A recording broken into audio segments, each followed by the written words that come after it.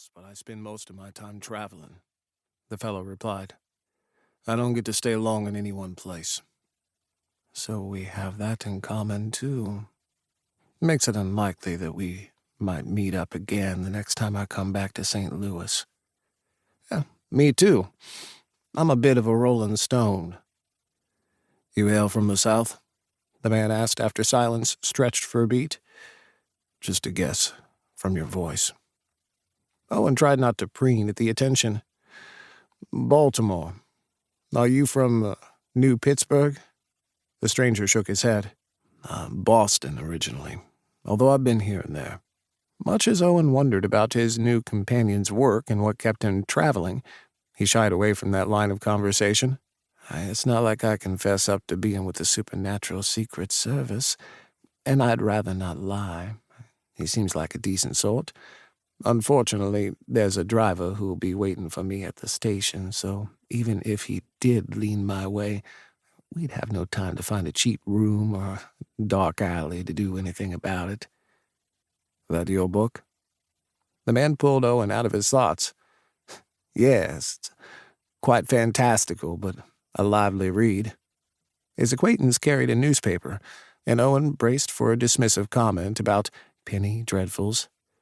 Well, I've heard good things. Do you like it? Nothing in the man's blue eyes suggested mockery. I'm only halfway through, but it's been interesting so far, Owen replied. Lots of stuff from legends and superstition, but then again, it is about a vampire. Does it scare you? They say it's bloody and terrifying. Those blue eyes were alight with curiosity and held a hint of teasing. Is he flirting? Surely not. Don't imagine things. I don't need that sort of trouble. If he didn't have a driver waiting for his arrival, if he had at least an overnight before he met his contact, Owen might have been tempted to try to arrange dinner, perhaps test the waters to see if his acquaintance was just a platonically friendly businessman, or if he might share Owen's proclivities. Good for an anonymous roll in the sheets. Probably for the best. With those wet, dream good looks, he could be one of those Pinkertons who try to trap men like me. Better leave him alone, except for in my imagination. I don't scare easily. Owen was unable to resist a little banter. He had become a master of knowing how to walk the conversational line between good-natured humor and real intent. Oh, you don't? Don't tell me you're one of those Pinkertons, the man joked. Owen tried to hide his startle as the comment mirrored his thoughts. He took a hard look at his companion, but met guileless blue eyes. Hardly. Just, very practical. I'm afraid my mind keeps interrupting the story to point out the things that strain credulity. Like what?